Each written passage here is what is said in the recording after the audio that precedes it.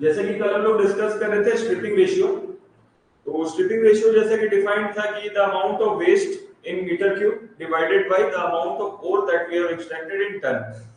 So the SI unit is metre cube per ton. कल ये issue आ रहा था कि वो रेशियो है, तो रेशियो तो यूनिटलेस और डायमेंशनलेस होता है, तो यहाँ ऐसा नहीं है। इस रेशियो का यूनिट है that is metre cube per ton, और ये एक सिग्निफिकेंट चीज को दर्शाता है। सो कल तो हम लोग ये पढ़ लिए थे that this is overall stripping ratio. यहां तक किसी को कोई डाउट था क्या? One doubt yesterday class. हाँ, क्या था बताओ Siddharth, what's the doubt? Can you explain once area and strip mining? Okay, ठीक है, एरिया और स्ट्रिप माइनिंग हम लोग डिस्कस कर लेते हैं थोड़ा।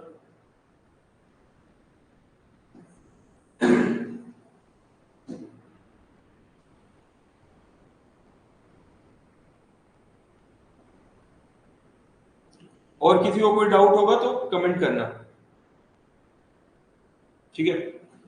सो फोकस एरिया या फिर स्ट्रिप माइनिंग। एरिया माइनिंग का एक दूसरा नाम स्ट्रिप माइनिंग भी है। तो जैसे कि हम लोग पहले डिस्कस किए थे कि कोई भी माइनिंग मेथड जो है उस वो एक पर्टिकुलर सिनेरियो या कंडीशन में ही हम लोग प्रैक्टिस करते हैं। तो जो एरिया और स्ट्रिप माइनिंग का जो कंडीशन है वो फ्लैट रीजन पे है, हिली या माउंटेनियस रीजन पे नहीं, जैसा कि हम लोग कंटूर माइनिंग में देखे थे। तो जब सरफेस का structure flat semi flat type होगा तब हम लोग एरिया माइनिंग को प्रैक्टिस करते हैं। और जो डिपॉजिट होगा ओर का डिपॉजिट वो बहुत ही शैलो डेप्थ पे यानी जमीन से बहुत ही कम डेप्थ पे होना चाहिए, तब हम लोग एरिया या स्ट्रिप माइनिंग का यूज करते हैं। जैसा कि हम कल बताए थे कि जो ओर का जो ओरिएंटेशन है उसकी स्ट्राइक लेंथ है, डीप और स्ट्राइक का डिफरेंस जो हम लोग कल डिस्कस किए थे कि along the direction of orientation of the ore वो स्ट्राइक डायरेक्शन है और उसके जो परपेंडिकुलर है वो डिप डायरेक्शन है। तो एरिया और स्ट्रिप माइनिंग में क्या होता है कि जो स्ट्राइक डायरेक्शन होता है वो काफी लेंथ में बहुत बड़ा होता है, वो लिखा हुआ है विथ लॉन्गर स्ट्राइक लेंथ। ओर का जो ओरिएंटेशन होता है, ये फिगर से हम लोग समझे थे कि अगर यहाँ पे ओर है, ओर डिपॉजिट प्रेजेंट है और ओवरबर्डन है उसके ऊपर, तो इसका जो ओरिएंटेशन होगा वो काफी लंबा होगा, that is around 10 metre 15 metre 12 metre इतने लंबे पे जाता है, ठीक है? और एरिया और स्ट्रिप माइनिंग प्रैक्टिस करते वक्त जब हम लोग डिपॉजिट को एक्सट्रैक्ट करते हैं तो बेसिकली हम लोग हेवी अर्थ मूविंग मशीनरी का यूज करते हैं। Drag line, bucket wheel, excavator, surface miner, ये सब हेवी अर्थ मूविंग मशीनरी है। शॉर्ट फॉर्म में गिवन था एचईएमएम। तो इसका यूज करके हम लोग एक्सट्रैक्शन को करते हैं।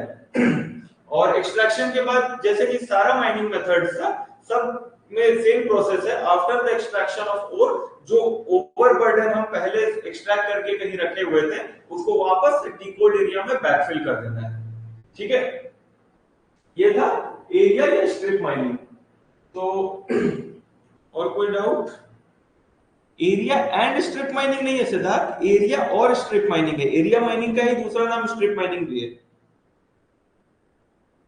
दूसरा डाउट है inter ramp angle, it is necessary for floor ground as base. No no, it is not necessary. जो उसका ग्राउंड जो है नीचे वाला फेस वो ग्राउंड ही हो ये जरूरी नहीं है। कोई बीच का दो फेस को भी लेके हम लोग जो कनेक्ट करेंगे एक के रफ और दूसरे के क्रेस्ट पे तो वो भी इंटर रैंप एंगल कहलाएगा। कल हम फिगर से बताए भी थे, ध्यान देना। जैसे ये हमारा हो गया ग्राउंड सरफेस, ठीक है?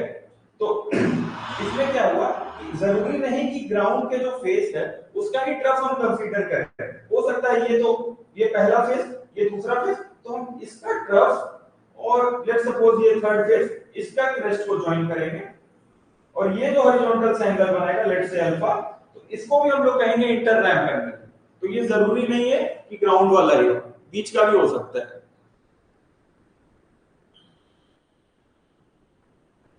Longer strike, longer strike, strike समझ में आ रहा है? स्ट्राइक क्या डिफाइन कर रहा है?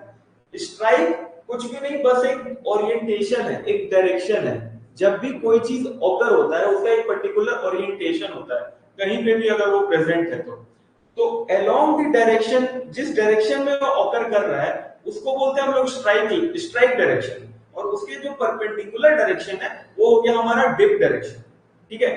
तो लॉन्गर स्ट्राइक का मतलब है जो ओर का जो ऑकरेंस है वो बहुत ही लंबा है, 10 मीटर 12 मीटर के प्रेजेंस में वो ऑकर हो रहा है। समझ में है सिद्धार्थ?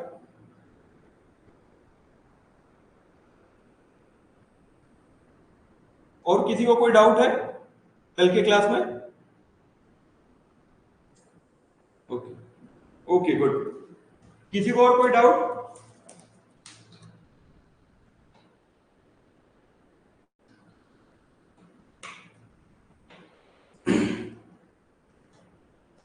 स्टार्ट। Okay good. तो जैसा कि हम लोग कल स्ट्रिपिंग रेशियो डिस्कस किए थे, तो स्ट्रिपिंग रेशियो में समझ में आ गया था कि waste removed in metre cube divided by ore या coal extracted in tonne, that is unit is metre cube per tonne and it is not dimensionless और unitless, it has a unit as well as dimension. तो हम लोग आगे चलते हैं। Striping ratio के बहुत सारे टाइप्स होते हैं, for example break even, instantaneous, average. तो टाइप्स ऑफ स्ट्रिपिंग रेशियो हम लोग आगे डिस्कस करते हैं। जैसे कि पहला टाइप हो गया, हम लोग डिस्कस करेंगे break even stripping ratio.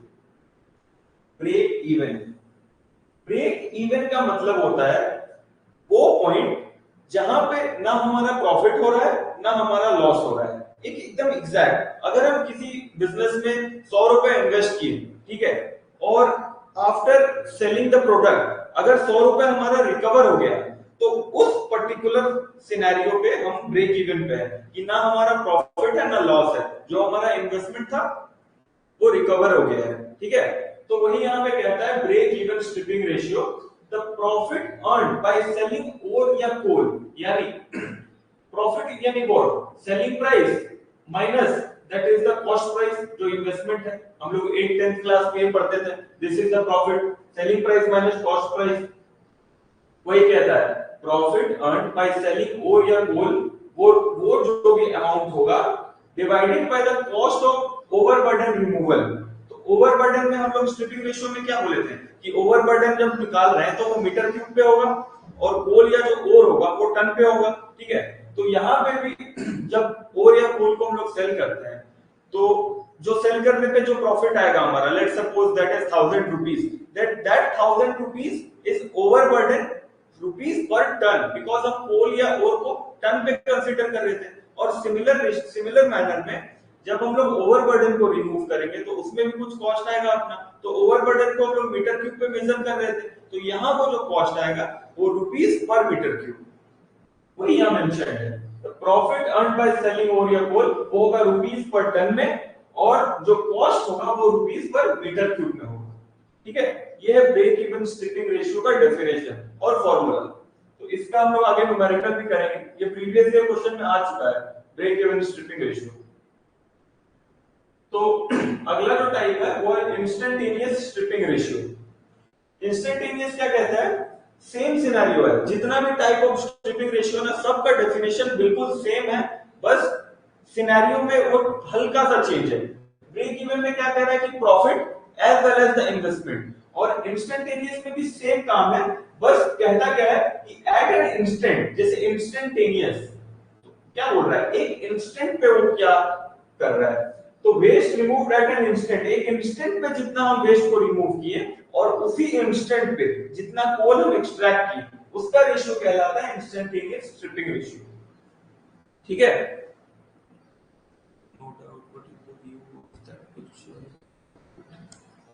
Okay, तो आगे चलते हैं हम लोग, एक न्यूमेरिकल पहले बनाते हैं ब्रेक इवन स्ट्रिपिंग रेशियो का।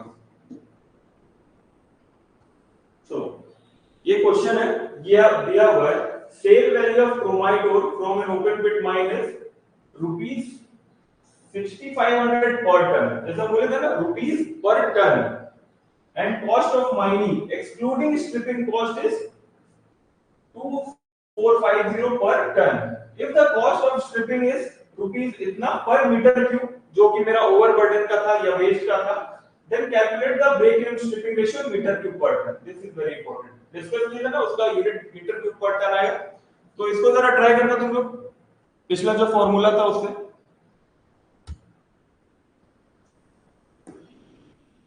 एग्जैक्ट फॉर्मूला था, जो प्रॉफिट अर्न्ड है divided by initial investment. Initial investment यानी जो कॉस्ट लग रहा है हमको ओवरबर्डन को रिमूव करने में।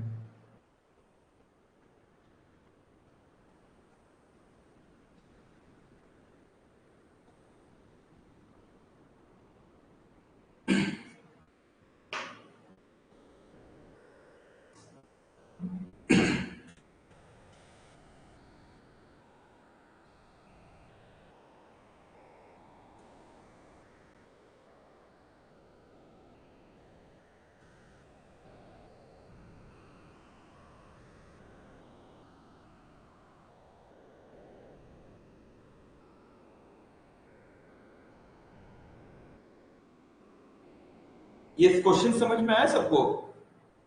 बी, सत्यम बी। अच्छा, और किसी का कोई आंसर?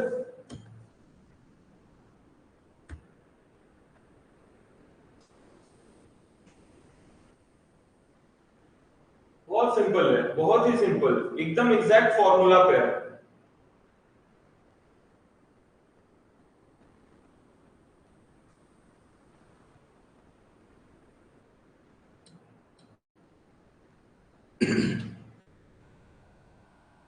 चलो इसको सॉल्व करते हैं। तो गिवन क्या है? Sale value of chromite ore. Sale value यानी जो हम सेल करने के बाद जो हमारा आ रहा है कॉस्ट, सेलिंग प्राइस जिसको हम कह सकते हैं, वो कितना है? 6500। लेट्स सपोज सेलिंग प्राइस कितना आ रहा है? 6500 रुपीस पर टन। रुपीस पर टन, ठीक है। और क्या कह रहा है? Cost of mining excluding the stripping cost, ये इतना आ रहा है, यानी हम इतना पैसा लगा के उसको रिमूव कर रहे हैं, ठीक है। तो 2450 रुपीस पर टन, ठीक है। तो अगर हमको प्रॉफिट निकालना है कि मेरा प्रॉफिट कितना आ रहा है, क्या करेंगे? इसको इससे माइनस कर देंगे। 2450,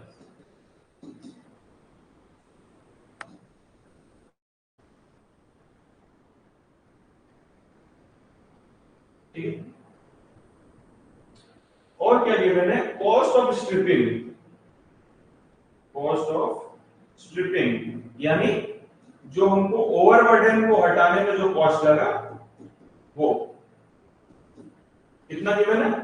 1150 रुपीस पर मीटर क्यूब, ठीक है। यहां तक सब क्लियर है? तो अब इसके बाद जो ब्रेक इवन स्ट्रिपिंग रेशियो का फॉर्मूला क्या था? That profit earn by selling the ore. Profit यानी ये जो मेरा प्रॉफिट हो रहा है डिवाइडेड बाय जो हम आपको ओवरबर्डन को हटाने में जो कॉस्ट लग रहा है, वो कितना है? then it will come around 3.5,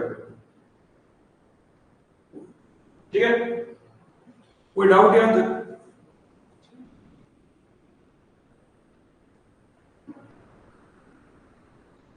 clear है ना सबको? तो आगे बढ़ते हैं हम लोग। ये पीवाईक्यू का आया हुआ क्वेश्चन है 2011 में, एकदम स्ट्रेट फॉरवर्ड क्वेश्चन। तो इसका यूनिट क्या होगा? Obviously metre cube per ton. Metre cube per ton, ठीक है। सो जैसे हम लोग दो टाइप का स्ट्रिपिंग रेशियो पढ़ी है, ब्रेक इवन स्ट्रिपिंग रेशियो और इंस्टेंटेनियस स्ट्रिपिंग रेशियो। तो और भी कुछ टाइप ऑफ स्ट्रिपिंग रेशियो है, जैसे कि अगला है लिमिटिंग स्ट्रिपिंग रेशियो, ठीक है। तो लिमिटिंग स्ट्रिपिंग रेशियो क्या कहता है? वो सरफेस माइनिंग और अंडरग्राउंड माइनिंग को कंपेयर करता है। लिमिटिंग स्ट्रिपिंग रेशियो वो कहता है कि प्रॉफिट जो हम लोग सरफेस माइनिंग में कमा रहे हैं minus the profit that we have earned by in underground mining, ठीक है, उन दोनों का minus divided by the cost of overburden removal. Overburden तो सब में ही रिमूव करना है और या कॉल को एक्सट्रैक्ट करने के लिए। तो लिमिटिंग स्ट्रिपिंग रेशियो कहता है we have to compare the profit that we have gained in surface mining as well as in underground mining, तो ये यही कहता है the profit in surface mining minus the profit in underground mining divided by the cost of OB removal. ये same वही rupees in per ton पे होगा और ये cost of OB removal rupees in metre cube पे होगा। ठीक है, अगला है एवरेज स्ट्रिपिंग रेशियो। जैसे कि इंस्टेंटेनियस मेरा था, इंस्टेंटेनियस को हम लोग देखते हैं। इंस्टेंटेनियस क्या कह रहा था, waste removed at an instant, और उसी इंस्टेंट में कोल हम कितना एक्सट्रैक्ट किए। सेम एकदम एवरेज भी है कि waste remove over a period of time. Instant क्या, बहुत ही शॉर्ट पीरियड ऑफ टाइम, और एवरेज कहता है सर्टेन ड्यूरेशन ऑफ टाइम। तो इंस्टेंटेनियस और एवरेज में बस इतना ही फर्क है, बस टाइम का फर्क है कि इंस्टेंटेनियस वो शॉर्ट पीरियड ऑफ टाइम के लिए होता है और एवरेज जो होता है एक सर्टेन पीरियड ऑफ टाइम के लिए होता है। तो सेम है, waste remove over a period of time divided by coal exploited over that period of time, और सेम यूनिट वगैरह एकदम एग्जैक्ट सेम रहेगा। ठीक है, कल हम लोग जब स्ट्रिपिंग रेशियो डिस्कस कर रहे थे तो स्ट्रिपिंग रेशियो, फिर हम लोग ये डिस्कस किए थे कि अगर हमका क्वेरेबल लिमिट या स्ट्रिप लिमिट रीच हो जाता है और उसके बाद भी अगर हम एच डेप्थ के बाद जाके एक्सट्रैक्शन करते हैं तो कुछ इंक्रीमेंटल स्ट्रिपिंग रेशियो अपना आ रहा था और पूरे को मिला के ओवरऑल स्ट्रिपिंग रेशियो आ रहा था। उसका हम लोग एक जिस्ट पहले ले लेते हैं। यहां तक किसी को कोई doubt? Cost of OB removal through open cast. Obviously, that surface mining is indicated here the open cast mining. कोई फर्क नहीं है उसमें, वो बस अलग अलग बुक अलग अलग टर्मिनोलॉजी यूज करता है, उसमें कोई फर्क नहीं है। In general terms surface mining को लोग ओपन कास्ट माइनिंग ही कह देते हैं।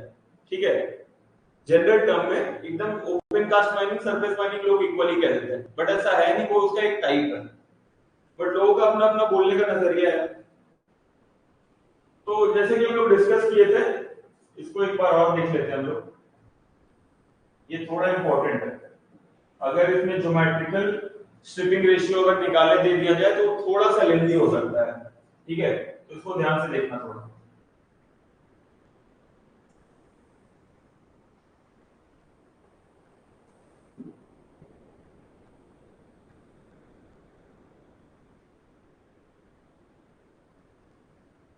फाइन, तो let's suppose this is ore O one, this is waste,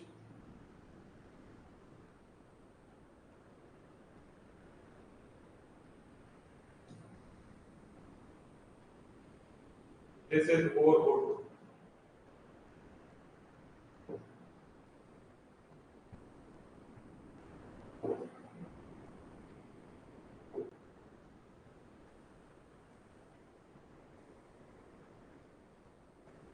ठीक है, तो क्या कहता है अगर हम लोग और ओवन को एक्सट्रैक्ट कर रहे हैं, ठीक है, तो अपना जो वेस्ट है हम लोग को क्या क्या रिमूव करना पड़ेगा, W1 और W1। ठीक है, तो यहाँ पे जो स्ट्रिपिंग रेशियो आएगा वो क्या कहलाएगा, W1 by O1।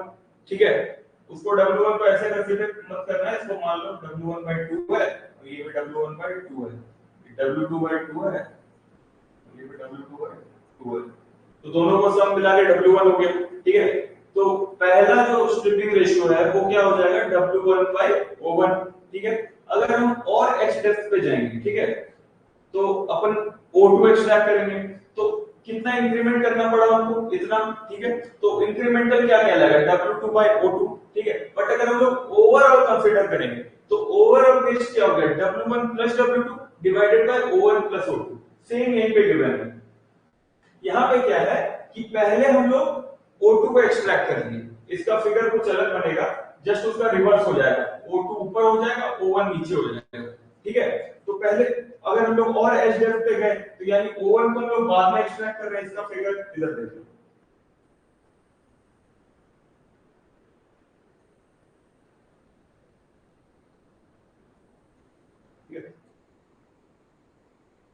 This is O1 down, O2. Okay. This is W1. This will be W2. ठीक है,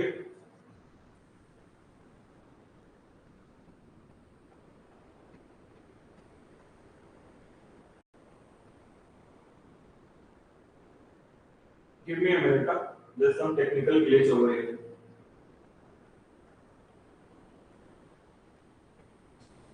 दो मिनट वेट करना। वीडियो लैग हो रहा है, करेक्ट। Give me 2 minutes.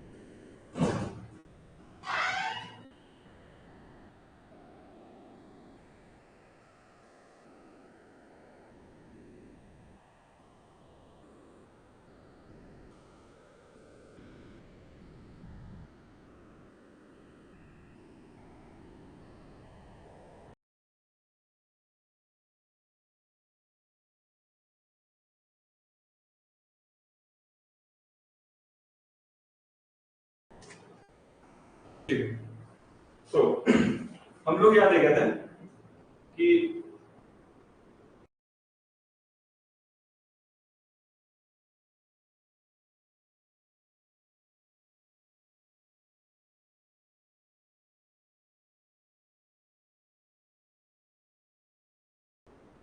एक मिनट वेट करना, टेक्निकल ग्लिच है उसको रिजॉल्व करता हूँ।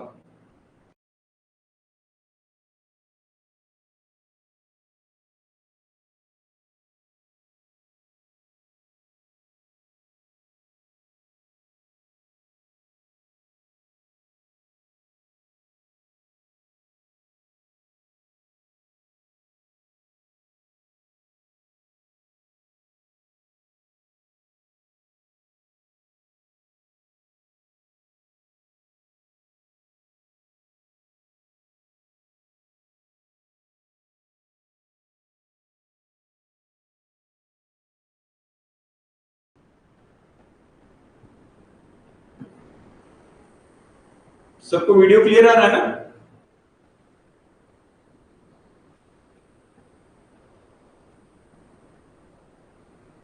वीडियो क्लियर है कुणाल?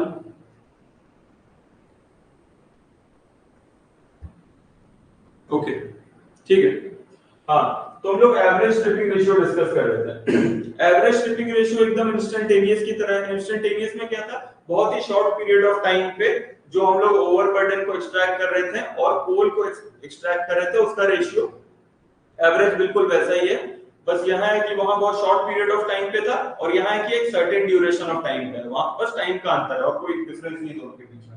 वही यहाँ पे waste removed over a period of time divided by coal exploited over a period of time. ठीक है,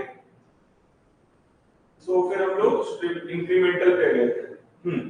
तो ये समझ में आ गया कि यहाँ पे O2 को पहले एक्सट्रैक्ट किया गया और O1 को बाद में। फाइन,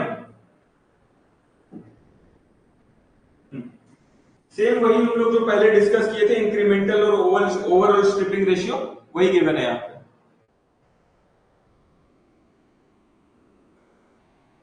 वीडियो पॉज हो गया है? अभी भी पॉज है क्या?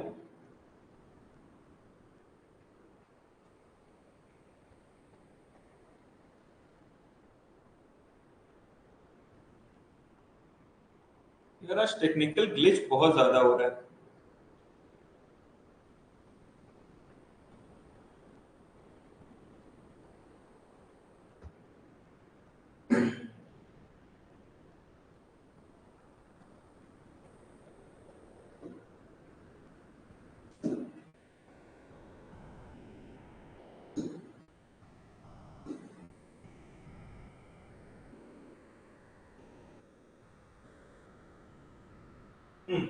ठीक है, तो यहां तक सब क्लियर है?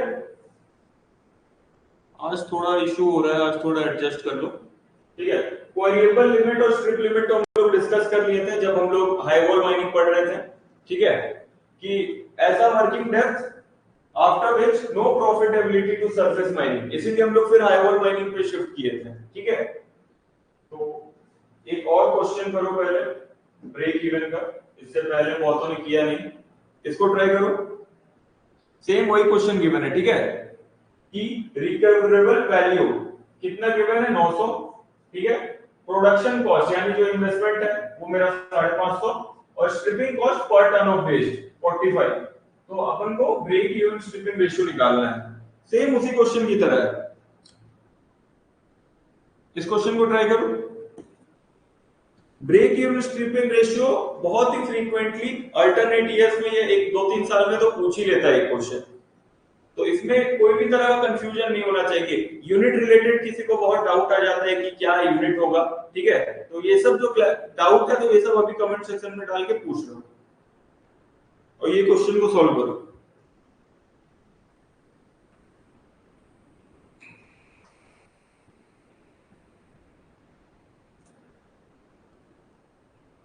ए 7.77 सी, ए होगा कि सी होगा?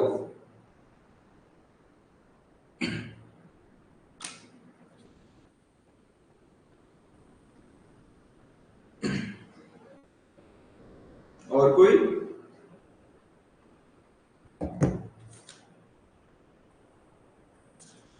ए, ओके,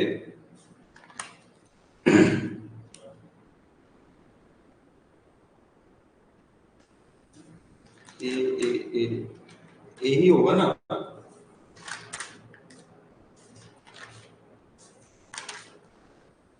सॉल्व करते हैं हम लोग, देखते हैं क्या होगा, ठीक है। जैसे कि प्रीवियस क्वेश्चन में था, क्या दिया हुआ है, रिकवरेबल वैल्यू, यानी आफ्टर सेलिंग जो अपना वैल्यू है पर टन ऑफ ओर वो 900 है, ठीक है। तो ऐसे लिख सकते हैं, सेलिंग प्राइस 900 रुपीस पर टन, बिल्कुल एकदम सिमिलर क्वेश्चन। प्रोडक्शन कॉस्ट, इसको हम लोग कॉस्ट प्राइस लिख सकते हैं कि अपन कितना लगाया है, ठीक है। प्रोडक्शन कॉस्ट वो कितना है, 550 रुपीस पर टन, ठीक है। और स्ट्रिपिंग कॉस्ट यानी जो ओवरबर्डन को रिमूव करने के लिए जो कॉस्ट आया, ठीक है, वो कितना है, स्ट्रिपिंग कॉस्ट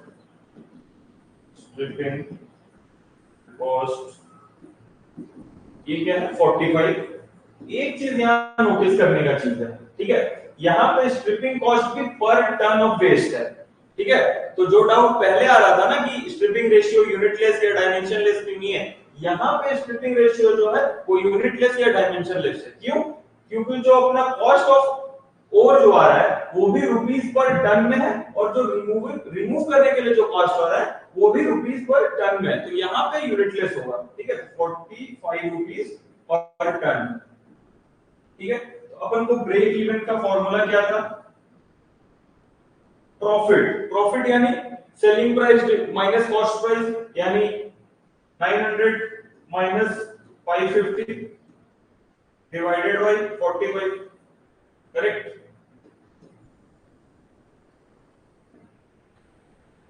साढ़े 300 डिवाइडेड बाय 45,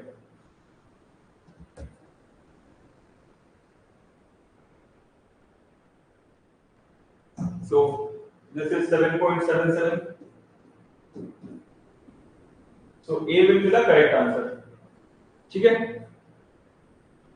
सो वरना सी आ रहा था, बाकी सबका ए। सो वरना समझ में आया, कोई डाउट नहीं है ना इसमें? तो stripping ratio, break even stripping ratio ये क्लियर है ना पूरी तरह? किसी को किसी तरह का कोई doubt? Okay, okay fine. So stripping ratio बहुत सारे पैरामीटर्स पे डिपेंड करता है, ठीक है, कि जैसे हम लोग ओर को एक्सट्रैक्ट किए तो ओर का मार्केट में डिमांड कैसा है, मार्केट में उसका वैल्यू कैसा है। जब हम लोग ओर को एक्सट्रैक्ट करने के लिए ओवरबर्डन को रिमूव किए तो वहां पे बहुत सारा हो सकता है जियोलॉजिकल डिसकंटिन्यूटी है जिसके कारण हमको ज्यादा इन्वेस्टमेंट करना पड़ रहा है। तो ये सब कुछ फैक्टर्स है जिसपे स्ट्रिपिंग रेशियो डिपेंड करता है, ठीक है। तो यही है, there are some parameters जिस पे स्ट्रिपिंग रेशियो डिपेंड करता है, जैसे कि geological condition. If there are some geological condition मतलब क्या हो सकता है, वहां फॉल्ट्स हो, ठीक है। या इस तरह का कुछ। और मार्केट वैल्यू, मार्केट में जो ओर हम एक्सट्रैक्ट कर रहे हैं at that moment of time market में उस ओर का डिमांड है कि नहीं, उसका प्राइस फ्लक्चुएशन कैसा कर रहा है, ये सब चीजों पे डिपेंड करता है। और बहुत सारे ओर एक्सट्रैक्शन में अलग अलग डिफरेंट टाइप्स ऑफ हम लोग मेथड ऑफ माइनिंग यूज करते हैं। There are some semi mechanized, there are some fully mechanized mining, किसी में हम लोग ट्रेडिशनल मेथड ऑफ माइनिंग को यूज करते हैं। तो टाइप ऑफ मैकेनाइजेशन पे भी डिपेंड करता है कि हमको कितना इन्वेस्ट करना पड़ रहा है। अगर हम लोग fully mechanized method of mining को इंप्लीमेंट कर रहे हैं तो ऑब्वियसली अपना कॉस्ट ज्यादा होगा। अगर कॉस्ट ज्यादा होगा और आफ्टर सेलिंग ऑफ दैट ओर अपना कॉस्ट को रिकवर होकर हमारा प्रॉफिट नहीं हो रहा है, तो वो तो बिजनेस हमारा लॉस पे जाएगा, दैट इज नॉट बियरेबल। ठीक है, तो टाइप ऑफ मैकेनाइजेशन पे भी ये चीज बहुत डिपेंड करता है। ठीक है, अब बॉक्स कट, बॉक्स कट एक नया टॉपिक है। ठीक है, जब भी हम सरफेस माइनिंग करने के लिए जाते हैं तो स्टार्टिंगली अगर कुछ भी नहीं है, ऐसे प्लेन ग्राउंड है, ठीक है, तो जो पहला कट हम लगाते हैं एक्सकेवेशन करने के लिए, सबसे पहला कट, द फर्स्ट कट या इनिशियल कट, उसको हम लोग कहते हैं बॉक्स कट। ठीक है, वही लिखा हुआ है, the first cut made on the surface for creating benches in surface mining। सबसे पहला जो कट हम लगाते हैं for creating benches for the starting of the surface mine, तो वो कहलाता है अपना बॉक्स कट। ठीक है, provide PPT to make notes. हाँ, पीपीटी प्रोवाइड कर दिया जाएगा, कुछ टेक्निकल ग्लिच था कल आज, तो उसकी वजह से वो शेयर नहीं हो पा रहा था, बट आज से तुम लोगों को डेली पीपीटी मिल जाएगा जो भी क्लास में डिस्कस होगा। ठीक है, उसके लिए टेंशन लेने की जरूरत नहीं। ओके, तो बॉक्स कट के भी कुछ टाइप्स होते हैं। ठीक है, दो टाइप्स के बॉक्स कट होते हैं, पहला होता है इंटरनल बॉक्स कट और दूसरा होता है एक्सटर्नल बॉक्स कट। ठीक है, तो उन दोनों के बीच में भी कुछ डिफरेंसेस है। जैसे पहला जो हो गया इंटरनल बॉक्स कट, जैसे हम लोग सरफेस माइनिंग करते हैं, जैसे मान लो ये हमारा सरफेस माइनिंग है। ठीक है, बेंच बनाया हम लोग, ये हमारा साइड व्यू है, टॉप से देखेंगे तो कुछ इस तरह दिखेगा। ठीक है, तो फॉर एग्जांपल ये हमारा सरफेस माइनिंग, तो internal box cut means what, जो पहला बॉक्स कट हमारे, ठीक है, तो internal means that is within the ore bearing zone. Ore bearing zone कहने का मतलब कि जहां पे ओर का ऑकरेंस है, ओर वहां पे प्रेजेंट है, वहां पे अगर हम पहला कट लगा रहे हैं तो वो हमारा कहता है इंटरनल बॉक्स कट। ठीक है, same written here, box cut is made in the ore bearing zone. Obviously internal का मतलब ही है अंदर, है कि नहीं, तो ओर बियरिंग जोन के अंदर ही हम कट लगा रहे हैं तो इंटरनल बॉक्स कट कहला रहा है। ठीक है, ये तो ऑब्वियस सी बात है।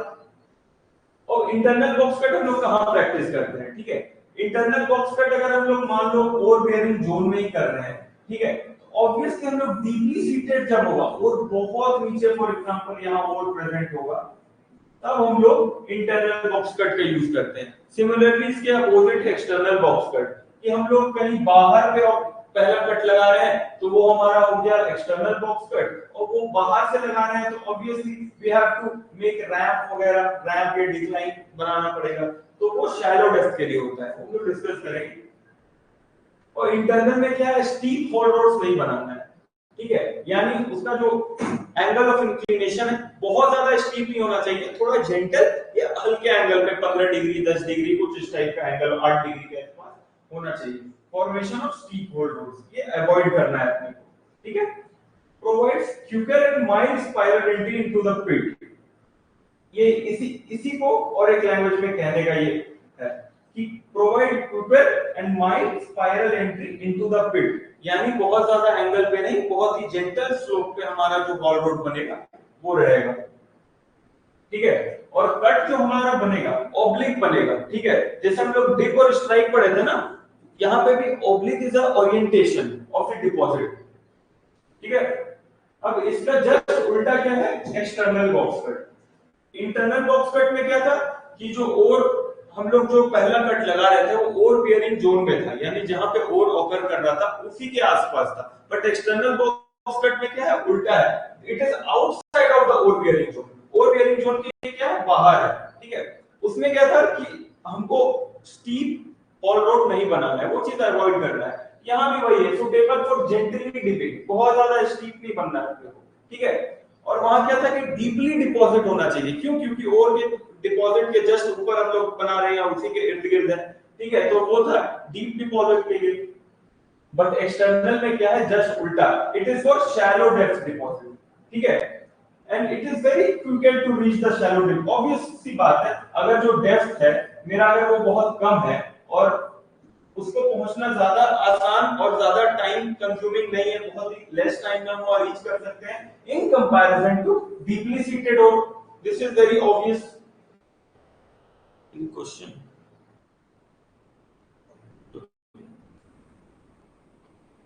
तो अब जैसे हम लोग तब से बात कर रहे थे बेंच क्या है, तो बेंच और उसके रिगार्डिंग जो टर्मिनोलॉजीज है वो तो हम लोग डिस्कस कर लिए, ठीक है, बट बेंच का भी जो हो सकता है, हाइट हो सकता है, विड्थ हो सकता है, certain amount of height and width, वो DGMS director general of mine safety, ठीक है, वो सर्टेन गाइडलाइन सेट किए हुए हैं कि कितना हाइट कितना विड्थ होना चाहिए और उसके क्या रिपरकशंस सर्कमस्टांसेस, ठीक है, उसके प्रोस एंड कॉन्स क्या होंगे, ठीक है।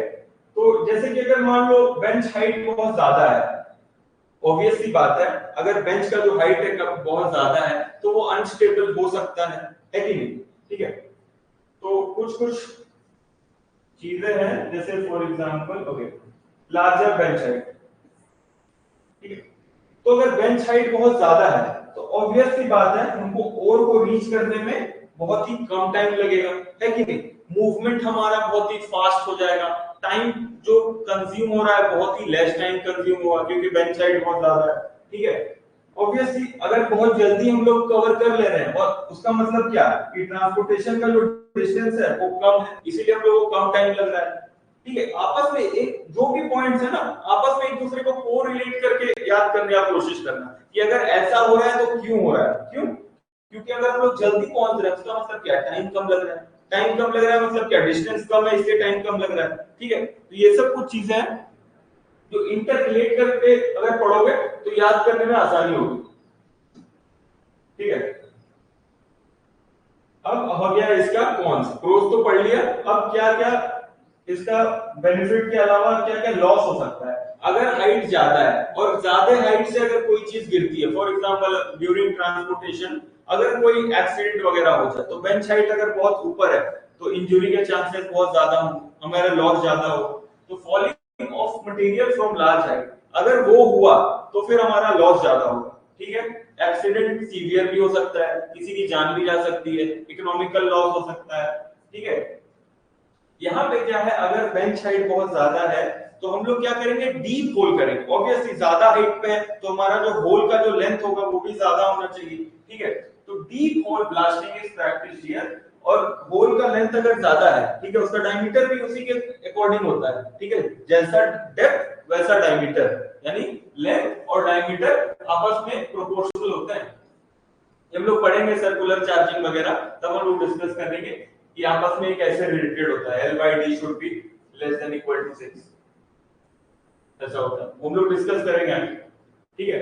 तो ऑब्वियसली जब हम लोग का डेप्थ ज्यादा होगा होल का तो ज्यादा चार्ज वो एकोमोडेट करेगा, ज्यादा एक्सप्लोसिव कंज्यूम करेगा, ठीक है, और ज्यादा एक्सप्लोसिव को अगर हम लोग ब्लास्ट करेंगे तो ऑब्वियसली बात है ग्राउंड वाइब्रेशन ज्यादा होगा, ग्राउंड वाइब्रेशन अगर ज्यादा होगा तो एक्सीडेंट के चांसेस हो सकते हैं, वहां पे लैंडस्लाइड आ सकता है, ये सब सर्कमस्टांसेस अरोज हो सकते हैं, ठीक है।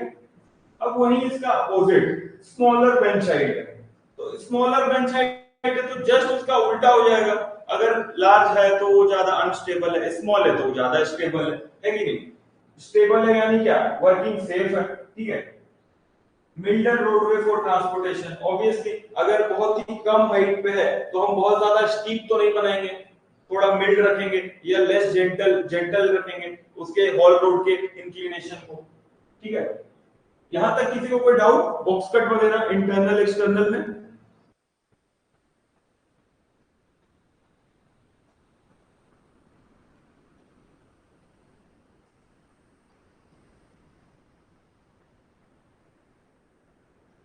कोई डाउट है किसी को?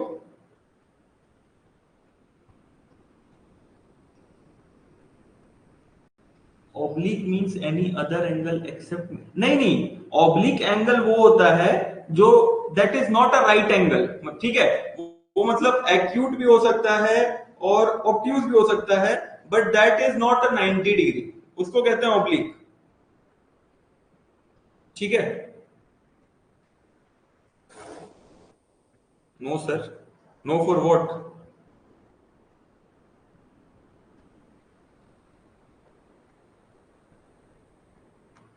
Okay sir, L by D should be less than 1 second. देखो L by D, देखो ये पता है सर्कुलर चार्ज कंसंट्रेशन का डेफिनेशन। अगर सर कहीं भी गिवन रहेगा, हम लोग आगे डिस्कस करेंगे, इस पे न्यूमेरिकल भी आता है कि अगर स्फेरिकल चार्ज कंसंट्रेशन है, क्या है स्फेरिकल चार्ज कंसंट्रेशन या स्फेरिकल चार्ज का बात आता है, ठीक है, तो वहां पे length divided by diameter should be less than equal to 6, ये कंडीशन आता है स्फेरिकल चार्ज की कंडीशन। तो वही हम लिखे थे कि लेंथ जो है वो डायमीटर के अकॉर्डिंग प्रोपोर्शनली वेरी करता है, ठीक है। तो ये एक पैरामीटर है, हम लोग आगे क्लास में डिस्कस करेंगे, इसमें न्यूमेरिकल भी प्रीवियसली आया हुआ है। No for doubt, okay fine. So till here there is no doubt.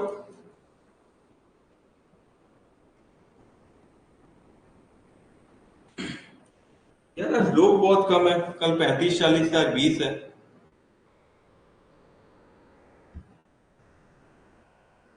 देखो लाइव क्लास अटेंड करने का तुम लोग कोशिश करना, ठीक है, क्योंकि लाइव में इंटरेक्शन ज्यादा हो सकता है, जो भी डाउट है तुम्हारा इंस्टेंटेनियसली क्लियर हो सकता है, ठीक है। बाद में अगर वही चीज वीडियो में देख के फिर तुम ग्रुप में पूछोगे, बहुत कोई क्या करते हैं पूछते भी नहीं है, डाउट रहने देते हैं, वो बैकलॉग पड़ा रह जाता है, वो फिर कभी क्लियर नहीं होता है, ठीक है। और ग्रुप में पूछोगे फिर कोई सॉल्यूशन देगा, कुछ कमेंट करेगा, कभी कभी हमेशा क्लैरिटी नहीं आता चीजों को। तो ज्यादा से ज्यादा कोशिश क्या करना है कि लाइव क्लास अटेंड करो, 1-1.5 घंटे का क्लास होता है, ज्यादा हेक्टिक नहीं है, थोड़ा टाइम निकाल लेना है। अभी मेरा शेड्यूल भी थोड़ा बिजी चल रहा है, तो क्लासेस का जो टाइमिंग है वो थोड़ा वेरी कर सकता है, कभी सुबह कभी शाम हो सकता है, ठीक है। तो उसमें थोड़ा बेयर करो इस मंथ तक, नेक्स्ट मंथ से क्लासेस का जो टाइमिंग रहेगा हम लोग फिक्स रखेंगे, ताकि तुम लोग को भी किसी तरह का कोई परेशानी ना हो। Milder road means, milder road यानी फॉर एग्जाम्पल ये रोड है, जैसे हम लोग नॉर्मल जो रोड पे चलते हैं, लगता है ना हम लोग को बहुत ही हॉरिजॉन्टल है कि नहीं, है ना। तो माइल्ड मीन्स व्हाट, एकदम अगर यही रोड अगर थोड़ा सा मान लो ऐसे रहता फॉर एग्जांपल, ठीक है, और ये मान लो मेरा हॉरिजॉन्टल है, तो ये कुछ एंगल तो फॉर्म कर रहा है, लेट्स से थीटा कर रहा है, ओके। तो ये थीटा फॉर्म कर रहा है यहाँ पे, तो माइल्डर मींस ये जो थीटा है वो बहुत कम है, यानी हॉरिजॉन्टल से बहुत ज्यादा इंक्लाइन नहीं है, बहुत ही लेस इंक्लाइंड है, ठीक है। उसका मतलब है sir what is spherical charge. अच्छा, स्फेरिकल चार्ज हम लोग डिस्कस करेंगे आने वाले लेक्चर्स में, ठीक है। यहाँ अगर वो बताने लग जाए तो भी आधा घंटा लग जाएगा। स्फेरिकल चार्ज हम लोग पढ़ेंगे, ठीक है, जब हम लोग अंडरग्राउंड कोल माइनिंग पढ़ेंगे ना, तब स्फेरिकल चार्ज का कंसेप्ट आएगा, तब हम लोग उसको डिस्कस करेंगे अंडरग्राउंड कोल माइनिंग में। अभी सरफेस माइनिंग में इसका यूज नहीं है, तो इसको तब तक के लिए रहने दो, ठीक है। अनुराग रक्षिता, ओके ठीक है। तो हम लोग तब से पढ़ रहे थे कि सबसे पहला था कि माइन अपन क्या कर रहे थे, फॉर्म कर रहे थे बेंच। एक्सट्रैक्शन के शुरुआत में सबसे पहले बेंच बनाओ, ओवरबर्डन को हटाओ, फिर कोल को एक्सट्रैक्ट करो, वापस ओवरबर्डन को फिल करो, प्लांटेशन एफोरेस्टेशन करो स्टेबिलिटी के लिए, ठीक है। बट सबसे पहले क्या कि जो लेआउट बन रहा है अपना, जो भी लेआउट बन रहा था बेंच का माइनिंग शुरू करने से पहले, वो लेआउट में क्या है, जो डीपली सीटेड है, शैलो सीटेड है, ठीक है। तो उस पे हम लोग पहले बात कर लेते हैं सरफेस माइन का लेआउट कैसा होना चाहिए, ठीक है। मान लो और जो है वो काफी डेप्थ पे है, ठीक है, मान लो यहाँ पे अपन माइन है और जो है बहुत डेप्थ पे है, दिस इज और, ठीक है। अगर बहुत ज्यादा डीप पे है तो हमको कैसा डिजाइन फॉलो करना चाहिए, ठीक है, जो हमारे लिए फीजिबल हो, ठीक है। अगर बहुत डेप्थ पे है तो आता है push back design, push back design. अब पुश बैक मतलब जैसे कि नाम से पता चल रहा है, पुश बैक यानी पुश कर रहा है चीजों को, ठीक है, सारे ही डायरेक्शन में, इसको विजुअलाइज करने का कोशिश करना, ऐसे तो 3D में ज्यादा विजुअलाइज होगा, बस हम 2D में समझाने का कोशिश करते हैं। फॉर एग्जांपल मान लो अपन ये माइन है, फॉर एग्जांपल ये अपना माइन है, ठीक है। तो अब मान लो हम पहला बॉक्स कट मारे, मान लो ये अपना पहला बॉक्स कट है, ठीक है। बॉक्स कट का ये डिजाइन है, ठीक है, ये डिजाइन बॉक्स कट का है। तो फिर जो अपना अगला कट होगा, ठीक है, इसको हम लोग और एक्सटेंड करेंगे, ठीक है। दूसरा फिगर कुछ ऐसा बनेगा, मान लो इसको और एक्सटेंड किए हम लोग, ठीक है, और दूसरा बॉक्स कट लगाया इसमें, ठीक है। तो अंदर यानी क्या, वो एक्सटेंड कर रहा है इन ऑल डायरेक्शन, ठीक है। तो इसको कहते हैं पुश बैक डिजाइन, जो सारी डायरेक्शन में एक्सटेंड करता है, ठीक है।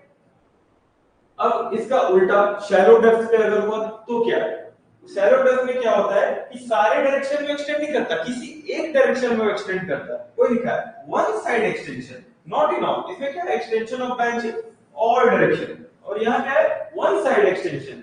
और इसमें भी वही है कि बेंच को तो पुश करना है, पुश करने के लिए वन साइड में पुश करेंगे ताकि अपना जो ओर का जो डिपॉजिट है वो हमें दिख जाए और उसको हम लोग एक्सट्रैक्ट कर लेंगे, ठीक है। तो ये हो गया अपना डीप सीटेड के लिए हम कैसा डिजाइन फॉलो करेंगे, पुश बैक डिजाइन। इसमें भी पुश करना है, बस अंतर क्या है दोनों में, डीप सीटेड में pushing in all direction, extension in all direction, और शैलो में क्या है extension in one direction only, ठीक है। अब जो अपना टॉपिक आ रहा है बकेट फिल फैक्टर, अभी 25 के गेट में ही इससे एक क्वेश्चन आया हुआ है, एग्जैक्टली यही क्वेश्चन है, स्वेल फैक्टर निकालना था, ठीक है। अगर कोई 25 का पेपर देखा होगा या दिया होगा तो उसको पता होगा। इस पे बहुत ज्यादा कॉन्फ्लिक्ट भी आया था कि स्वेल फैक्टर का डेफिनेशन क्या होता है, volume of fragment divided by volume of in Situ, या फिर volume of in Situ divided by volume of fragment. तो इस पे बहुत कॉन्फ्लिक्ट भी आया था, लास्ट में गेट आईटी रुड़की ने इस चीज को क्लियर कर दिया था। तो इसको हम लोग देखते हैं। So this is bucket fill factor. For example, ऐसे समझते हैं, मान लो ये बकेट है, ठीक है। तो कहीं से हम लोग ओवरबर्डन या फिर कोल को, लेट्स सपोज कोल को हम लोग ब्लास्ट किए, ठीक है, फिर उसको शॉवेल से उठाएंगे, ठीक है। तो मान लो शॉवेल का बकेट है, यहाँ पे जो बोल्डर है ऐसे, ठीक है, तो बोल्डर ऐसे प्रेजेंट है, ठीक है। तो मान लो ये पूरा वॉल्यूम हो गया मेरा बकेट का, ठीक है। तो इनिशियली जब ये बोल्डर फिक्स थे, यानी बहुत बड़े जैसे बेंच में थे, ठीक है, तब का कुछ उसका वॉल्यूम होगा, तो उसको हम लोग कहते हैं in situ volume, in situ, INSITU, ठीक है। और आफ्टर द ब्लास्टिंग, ठीक है, वो जो आएगा वो क्या हो जाएगा, that is called fragmented volume, fragmented volume, और द वॉल्यूम आफ्टर फ्रेगमेंटेशन, ठीक है।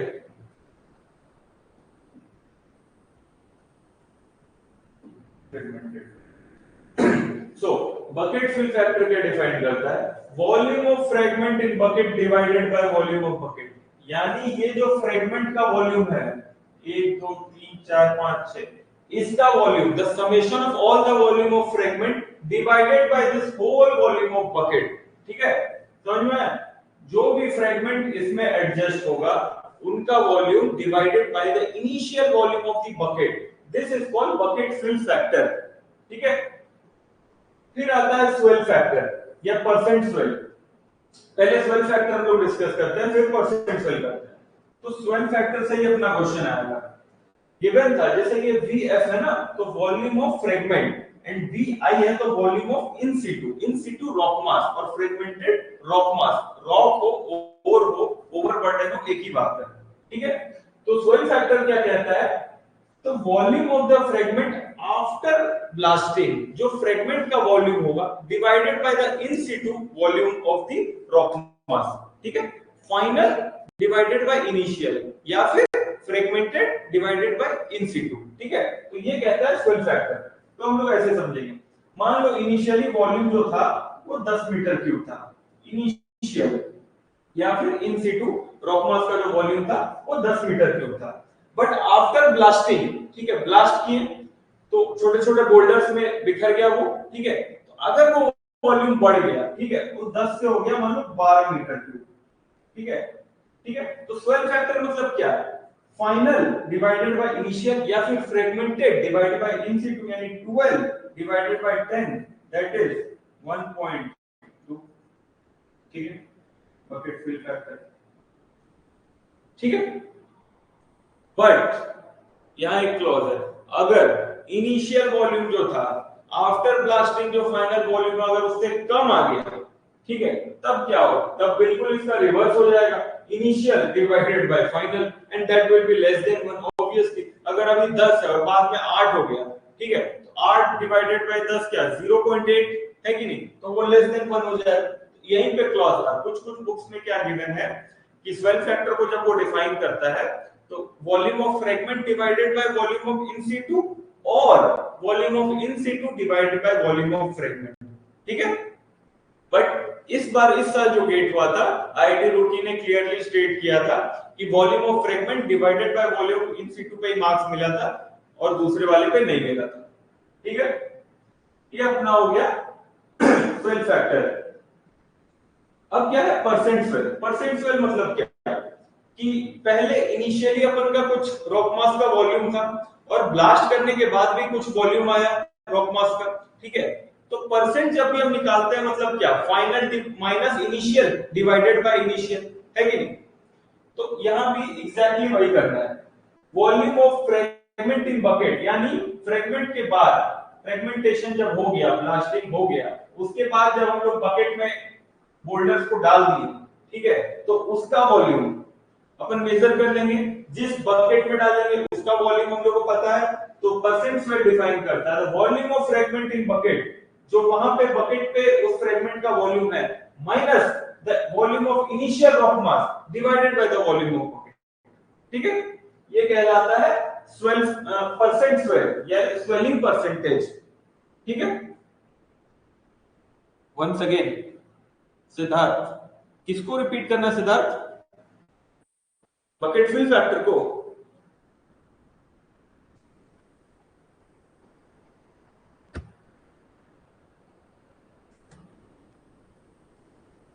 सिद्धार्थ रिस्पॉन्ड।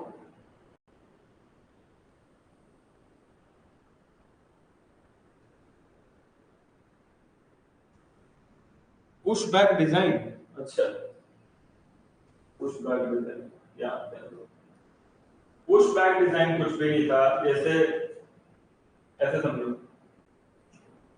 ये अपना माइन है, ठीक है, जैसे फॉर एग्जांपल ये अपना माइन है, ठीक है, ऊपर से देख रहे हैं हम लोग टॉप व्यू, ठीक है।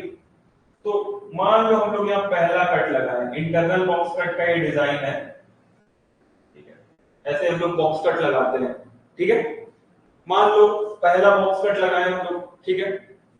अब हम लोग को अगला बॉक्स कट लगाना पड़ेगा माइन को एक्सपैंड करने के लिए या फिर और को एक्सट्रैक्ट करने के लिए, ठीक है। तो अगला जो बॉक्स कट लगाएगा तो क्या ये जो बॉक्स कट है ये और फैलेगा, ठीक है, एक्सटेंड करेंगे इसको, करेंगे ना, ठीक है। तो इसी को कहते हैं ये एक्सटेंशन जो ये पुश बैक यानी what, pushing in all direction, extension in all direction, सारी डायरेक्शन में वो जब एक्सटेंड कर रहा है तो उसी को कहते हैं यहाँ पे डीप सीटेड के लिए चारों तरफ एक्सटेंड करना, और अगर शैलो डिपॉजिट है तो एक डायरेक्शन में एक्सटेंड करना। पुश बैक कुछ नहीं, बस एक डिजाइन है, design of formation of box cut. Swell factor, okay, हाँ स्वेल फैक्टर डिस्कस कर ही रहे हम लोग। स्वेल फैक्टर कहता है volume of fragment divided by volume of in situ rock mass. पहले ब्लास्टिंग होने से पहले रॉक मास का जो वॉल्यूम था वो, और ब्लास्ट करने के बाद जो रॉक मास का वॉल्यूम आया वो हो गया वॉल्यूम ऑफ फ्रेगमेंट या volume of final volume divided by volume of initial या फिर इन सीटू, ठीक है। फाइनल बाय इनिशियल कहो या फिर volume of fragment divided by volume of in Situ कहो, दोनों एक ही बात है। तो ये कहता है स्वेल फैक्टर। ऑब्वियसली स्वेलिंग हम लोग सुनते हैं ना कि स्वेल कर गया, फूल गया, ठीक है। फूल गया मतलब क्या, पहले नॉर्मल था अब फूल गया, तो यानी वॉल्यूम ऑफ फ्रेगमेंट या final divided by volume of initial.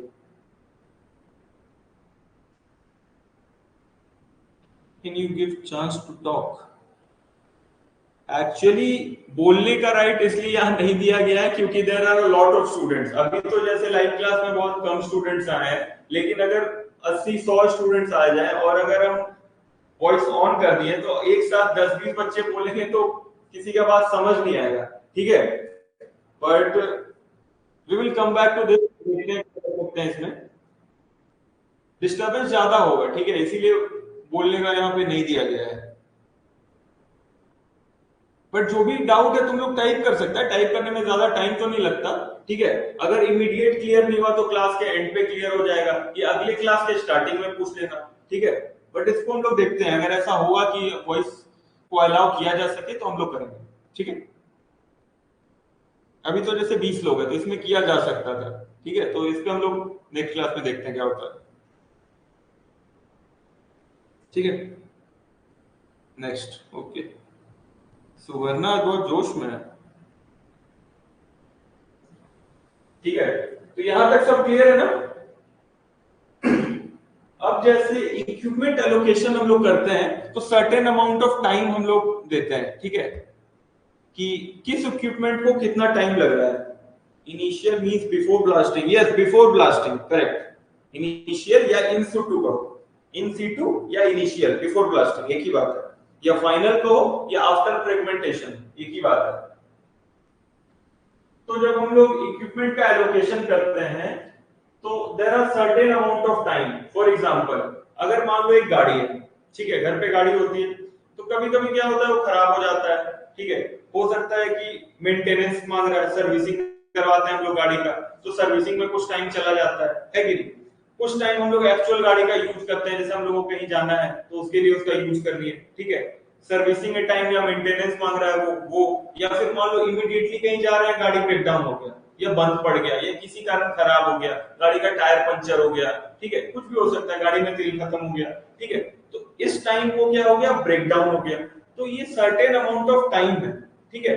Available time जब पूरा अवेलेबल है, हाँ गाड़ी अब रन कर सकता है, या ब्रेक डाउन हो गया तो हो गया ब्रेक डाउन टाइम, सर्विसिंग हो गया तो हो गया maintenance time. There are certain amount of time जब इक्विपमेंट का एलोकेशन हम लोगों को डिस्कस करना है, ठीक है।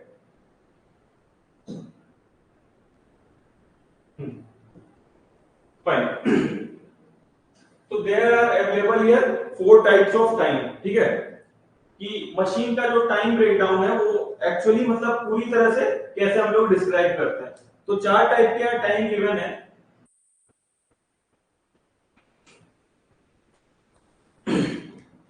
पहला हो गया आइडल टाइम, दूसरा मेंटेनेंस टाइम जिसको हम लोग सर्विसिंग भी कहते हैं, वर्किंग टाइम जो एक्चुअल वर्किंग टाइम है वो, अवेलेबल टाइम यानी पूरा अवेलेबल टाइम। एक एक करके हम लोग समझते हैं कि ये सब टाइम है क्या।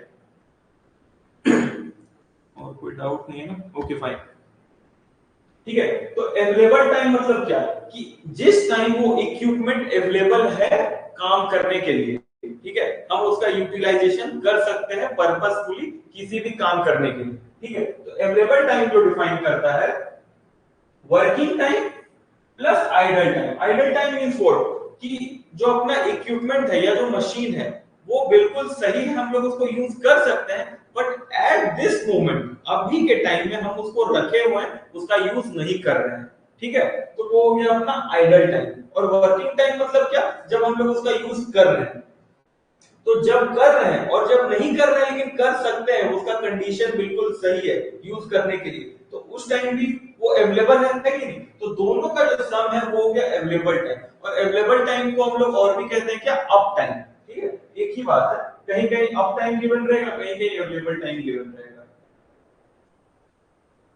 तो आगे चलते हैं। चार टाइप के हम लोग समझ लिए। आइडल टाइम मींस व्हाट, कि मशीन सही है, सही कंडीशन में हम लोग उसका यूज कर सकते हैं, but at this moment of time हम लोग उसका यूज नहीं कर रहे हैं, वो आइडियली है, ठीक है। दूसरा हो गया मेंटेनेंस टाइम, यानी सर्विसिंग कराना है या किसी तरह का उसमें कुछ फॉल्ट है वो ठीक करना है, ठीक है, तो वो हो गया मेंटेनेंस टाइम। तीसरा हो गया working time. Working time means what, जब इक्विपमेंट का एक्चुअल यूटिलाइजेशन हो रहा है। और चौथा हो गया ब्रेकडाउन टाइम, यानी उस टाइम मशीन खराब है और गया है रिपेयरिंग वगैरह करने के लिए, ठीक है। तो ये 4 टाइप के टाइम हो गए। तो उन चारों टाइप के टाइम से there are certain formulas given here and there are certain terminology, ठीक है, इसको हम लोग को समझना है। तो अवेलेबिलिटी, अवेलेबिलिटी जैसे हम लोग डिस्कस किए, अवेलेबल है इक्विपमेंट कब कब, पहला जब वो काम कर रहा है यानी वर्किंग टाइम, दूसरा जब वो आइडियल है कि नहीं, यानी उसको हम लोग यूज तो कर सकते हैं ना, वो अवेलेबल है यूज करने के लिए, बट एट दिस मोमेंट हम लोग यूज नहीं कर रहे, बट दैट इज अवेलेबल, तो उसको भी हम लोग क्या कहेंगे, वो अवेलेबल मशीन है, ठीक है। तो दोनों का समेशन अवेलेबल टाइम में हम लोग किए थे, available time is equal to working time plus ideal time, ठीक है। और अवेलेबल टाइम को क्या कहते हैं, अप टाइम, तो वही अब डिस्क्राइब करता है अवेलेबिलिटी को, up time divided by total time, जो भी पूरा टाइम गिवन है वो, और जितने टाइम के लिए वो अवेलेबल है, तो available by total is availability, ठीक है। दूसरा हो गया यूटिलाइजेशन। यूटिलाइज, अब मशीन मेरा अवेलेबल है, ठीक है, लेकिन हम यूज किसको कर रहे हैं, है कि नहीं, यूटिलाइज कौन हो रहा है, कौन सा इक्विपमेंट यूटिलाइज हो रहा है, कौन सा टाइम आएगा उसमें, हाँ वर्किंग टाइम, क्योंकि जो आइडियली है तो उसको हम लोग यूज तो नहीं कर रहे हैं, हम यूज कर सकते हैं in case of need, but that is not using right now, ठीक है। अभी जो यूज कर रहे हैं वो हो गया मेरा वर्किंग टाइम, ठीक है। तो utilization means what, working time divided by up time. Up time क्यों आया, यहाँ टोटल टाइम क्यों नहीं आया, ये क्वेश्चन आ सकता है, ठीक है। तो इसका सिंपल सा आंसर ये है कि यूटिलाइज हम कब करेंगे, जब वो चीज अवेलेबल होगा, करेक्ट ना, किसी भी चीज को हम कब यूज कर सकते हैं, जब वो चीज अवेलेबल होगा, इसीलिए यहाँ पे अप टाइम आया, यानी available time, working time divided by up time या अवेलेबल टाइम, क्योंकि अगर वो अवेलेबल ही नहीं होगा तो हम उसका यूज कैसे करेंगे, तो यूटिलाइजेशन तब डिफाइन नहीं हो सकता, तभी हो सकता है जब वो मशीन अवेलेबल है, ठीक है। तो अवेलेबिलिटी और यूटिलाइजेशन हो गया। तीसरा है अपना वर्क एफिशिएंसी, कि जो भी इक्विपमेंट है वो कितना एफिशिएंटली काम कर रहा है, उसकी एफिशिएंसी है कितनी, ठीक है। तो मतलब क्या, ऑपरेटिंग टाइम, ऑपरेटिंग टाइम जो है वो वर्किंग टाइम के अंदर ही आता है, ठीक है, कि कितने देर हम उसको एक्चुअली ऑपरेट कर रहे हैं। फॉर एग्जांपल, अगर शॉवेल से हम लोग लोड करते हैं डंपर पे, ठीक है, तो डंपर कहीं से चल के आया, ठीक है, वो हो गया उसका वर्किंग टाइम, फिर वहां पे वो स्टैंड किया, ठीक है, जितने देर शॉवेल मटेरियल को लोड कर रहा है डंपर पे, ठीक है, उतने देर डंपर तो ऑपरेट नहीं हो रहा है, डंपर तो स्टैंड बाई पे है। जब उसका लोडिंग फुलफिल हो जाएगा फिर वो लेके जाएगा अपने डंप यार्ड पे या जहां भी उसको डंप करना है, ठीक है। तो वो हो गया अपना क्या, ऑपरेटिंग टाइम, कि जितने देर तक डंपर ऑपरेट कर रहा है, और वो किसके अंदर आएगा, ऑब्वियसली वर्किंग टाइम के अंदर, क्योंकि वहां से डंप यार्ड से आने, फिर उसको लोड करने और लेके जाने में ये पूरे देर वो वर्क कर रहा है, ठीक है, बट ऑपरेट कितने देर कर रहा है, सिर्फ travel travel up and travel down, ठीक है। तो वही यहाँ वर्क एफिशिएंसी कहता है कि वर्किंग टाइम के अंदर जितने देर वो एक्चुअली ऑपरेट कर रहा है divided by the working time, ठीक है। और जो चौथा पैरामीटर है जॉब एफिशिएंसी, ठीक है, कि कितना इफेक्टिवली जो हमारा जॉब है, job means what, equipment allocate जिस काम के लिए हम किए हैं वो कितने एफिशिएंटली या इफेक्टिवली हो रहा है, ठीक है।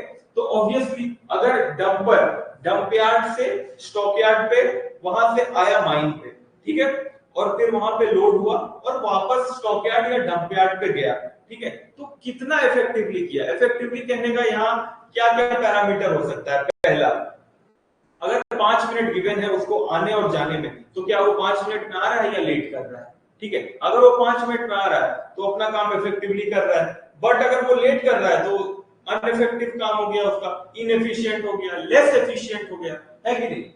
तो वही यहाँ पे कहना है, वो ऑपरेटिंग टाइम में ही जो 5 मिनट उसको गिवन है उसी टाइम में वो कितना इफेक्टिवली काम कर सकता है, तो वो हो गया उसका effective time divided bye operating time, ठीक है।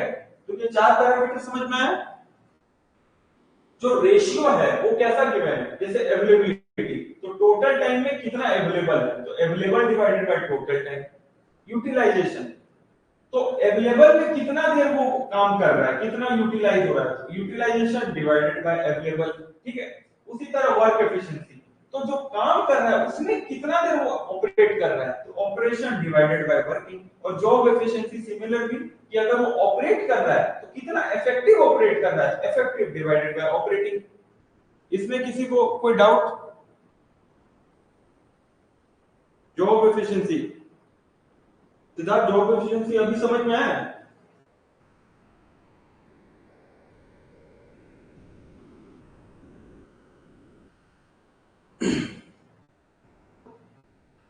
टोटल टाइम एक्सप्लेन कर दिया। टोटल टाइम मींस व्हाट, किसी भी काम करने के लिए जितना टाइम अवेलेबल है वो हो गया मेरा टोटल टाइम। अगर मान लो हम लोग माइनिंग की है, ठीक है, और माइन में मेरा यहाँ पे ओर है, और मान लो ये मेरा यार्ड है, मेरा ओर है, ये मेरा यार्ड है। तो जितना टोटल टाइम गिवन रहेगा ओर को माइन से लेके यार्ड पे ले जाने के लिए, वो मेरा हो गया टोटल टाइम, है कि नहीं। फॉर एग्जाम्पल, अगर मेरे पास 2 टन ओर है, ठीक है, और हम इस 2 टन ओर को, मेरे पास 5 डंपर है, एक शॉवेल है, वैसे 2 टन तो बहुत कम है, लेट्स सपोज 20 टन है, ठीक है। तो 20 टन ओर है, 5 डंपर है, एक शॉवेल है, तो अपन को कितना टोटल टाइम अवेलेबल है या मिला है इस पूरे ओर को माइन से यार्ड में पहुंचाने के लिए, ठीक है। तो वो हो गया मेरा टोटल टाइम, ठीक है। आधा घंटा हो सकता है, 1 घंटा हो सकता है, तो वो मेरा टोटल टाइम हो गया। फॉर्मूला को कैसे याद करें? फॉर्मूला को याद करने के लिए जैसे हम बताए नहीं, पहले याद करो टोटल टाइम, ठीक है।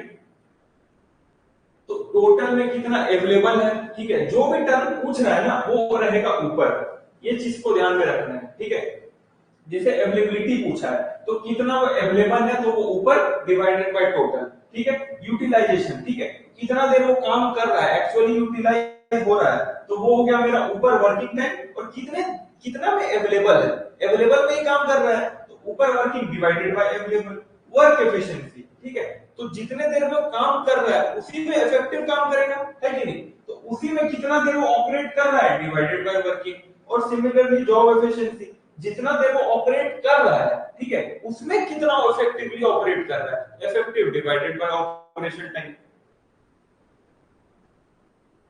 वर्किंग टाइम में क्या इंक्लूड रहेगा, वो क्वेश्चन में गिवन रहेगा, वो क्वेश्चन में गिवन रहेगा।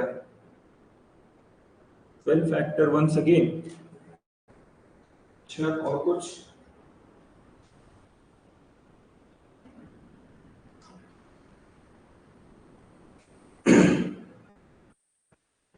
What is effective time? Okay, 12 factor ना, देखो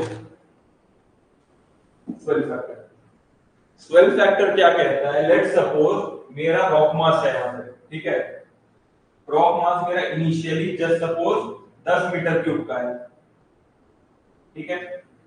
इसको हम लोग ब्लास्ट किए, तो ब्लास्ट किए तो ये टूटेगा और कुछ कुछ फ्रेगमेंट्स में टूटेगा, ठीक है। इसका वॉल्यूम एक्सपैंड होगा, ठीक है। इनिशियली ये 10 है, मान लो ये बढ़ के 12 हो गया, क्योंकि बोल्डर तो यूनिफॉर्म होते नहीं है, ठीक है, बीच में कुछ स्पेस आएगा, ठीक है। तो मान लो ये 12 मीटर क्यूब हो गया, ठीक है। तो 12 फैक्टर कहता है volume of fragment after blasting, यानी क्या, आफ्टर ब्लास्टिंग ये हो गया 12 divided by volume of in situ rock mass, यानी क्या 10, है कि नहीं। Volume of fragment after blasting या वॉल्यूम, फाइनल वॉल्यूम क्या है 12 metre cube, divided by volume of in situ rock mass 10 is equal to 1.2।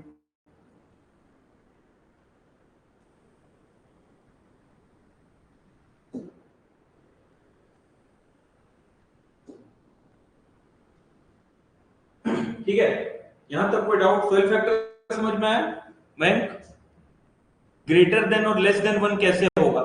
अगर ब्लास्टिंग के बाद वॉल्यूम बढ़ रहा है, ठीक है, तो ग्रेटर देन 1 होगा, और ब्लास्टिंग के बाद अगर वॉल्यूम घट रहा है तो लेस देन 1 होगा। सिंपल सी बात है।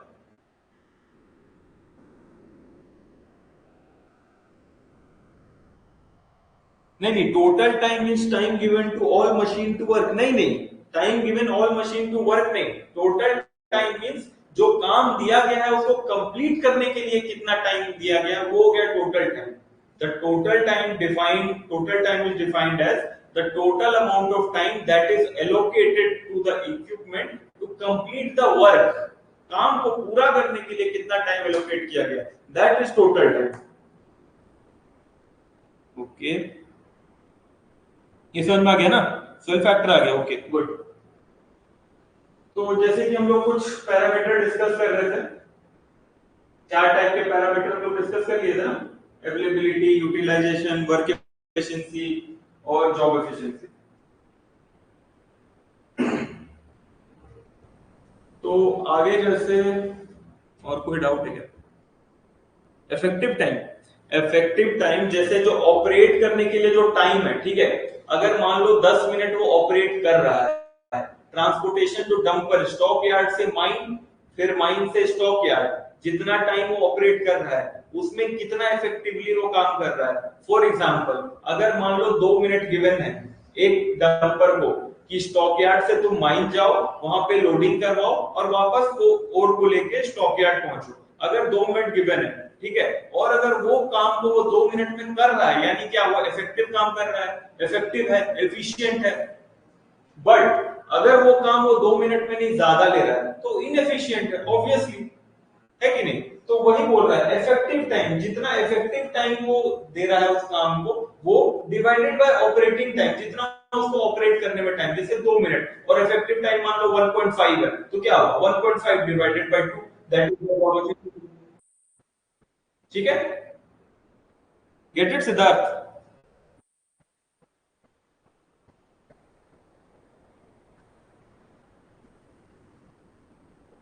समझ में आया सिद्धार्थ? इफेक्टिव टाइम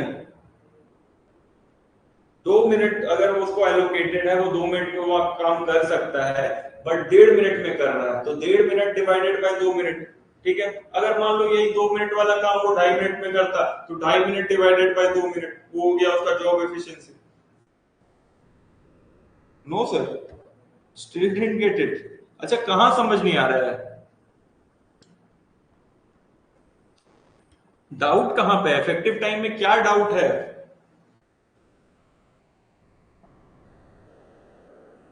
अगर हम तुमको, जैसे ऐसे समझो, अगर हम तुमको कोई काम दिए हैं, ठीक है, ओके, अगर हम तुमको कोई काम दिए हैं करने के लिए, ठीक है, और बोले सिद्धार्थ कि ये काम 1 घंटे में कर लेना, ठीक है, और तुम बोला कि नहीं सर ये काम 1 घंटे में नहीं हो सकता है, it will take more time, ठीक है। मतलब क्या, कि वो काम तुम उतना इफेक्टिवली नहीं कर रहे या उतना एफिशिएंटली नहीं कर रहा है, इसलिए वो 1 घंटे में कंप्लीट नहीं हो रहा है, ज्यादा टाइम ले रहा है। अगर तुम उतना एफिशिएंटली वो काम करेगा तो वो चीज 1 घंटे में कंप्लीट हो जाएगा, करेक्ट। अगर तुम 1 घंटे से पहले वो काम कर दे रहा है, ठीक है, यानी you are more efficient, more effective, correct ना।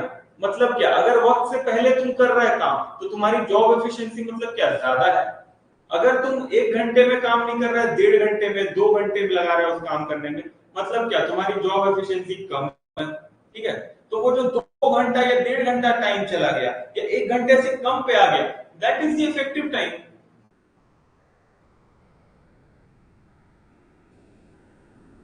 What is the difference between operating time and effective time? Operating time के अंदर ही आता है इफेक्टिव टाइम। जैसे अवेलेबल टाइम के अंदर था ना कि working time plus idle time, है ना, यानी working time plus idle time is equal to available time या अप टाइम, ठीक है। उसी तरह जो इफेक्टिव टाइम है वो ऑपरेटिंग टाइम के अंदर आता है कि कितना इफेक्टिवली काम हो रहा है। ऐसे समझ लो उसका एक सब पार्ट है, ठीक है। अब समझ आया? In swell factor, initial or fragments are reciprocal in different greater than in swell factor. Different. ऐसा नहीं है, देखो देखो, उसमें तुम लोग कंफ्यूज होंगे। देखो सोइल फैक्टर क्या कहता है, सोइल फैक्टर कहता है volume of fragment divided by volume of in situ. ठीक है, इसमें तो कोई डाउट नहीं है। ठीक है, अगर इनिशियल वॉल्यूम मेरा 10 मीटर क्यूब है, ठीक है 10, और आफ्टर ब्लास्टिंग जो फ्रेगमेंट आएगा मान लो 12 मीटर क्यूब आ गया, 12, ठीक है, तो जो फॉर्मूला गिवन है वॉल्यूम ऑफ फ्रेगमेंट यानी 12 divided by volume of in situ यानी कि 10, तो ये हो गया 1.2। Correct, means what, this is greater than 1। Correct ना है? ठीक है, अगर मान लो ये 10 है, ठीक है इनिशियली, बट आफ्टर ब्लास्टिंग ये कम आया, मान लो 8 आया, 8 मीटर क्यूब, ठीक है, तब सोइल फैक्टर क्या होगा? तब सोइल फैक्टर क्या होगा? तब तो सेम रहेगा, वॉल्यूम ऑफ फ्रेगमेंट यानी व्हाट, यहां अभी तो 8 है, 8 divided by volume of in situ, वो तो 10 ही रहेगा, तो दिस इज 0.8। यहां ये क्या हो, लेस देन 1 हो गया।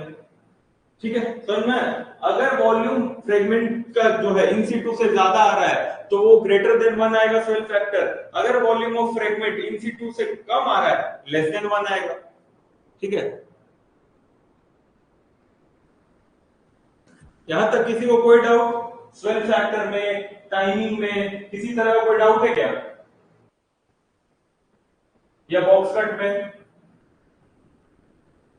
स्ट्रिपिंग रेशियो तो क्लियर हो गया, न्यूमेरिकल भी कर दिए हम लोग, तो I don't think stripping ratio में किसी तरह का कोई किसी को दिक्कत आएगा आगे।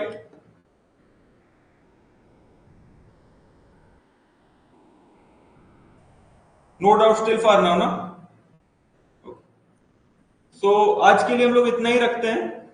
ठीक है, फिर हम लोग नेक्स्ट क्लास में आगे हम लोग फर्दर प्रोसीड करेंगे। ये जो हम लोग टाइमिंग वाला पार्ट पढ़े हैं इक्विपमेंट एलोकेशन का, इसके रिगार्डिंग न्यूमेरिकल तुम लोग को शेयर कर दिया जाएगा, उसको बनाने का कोशिश करना।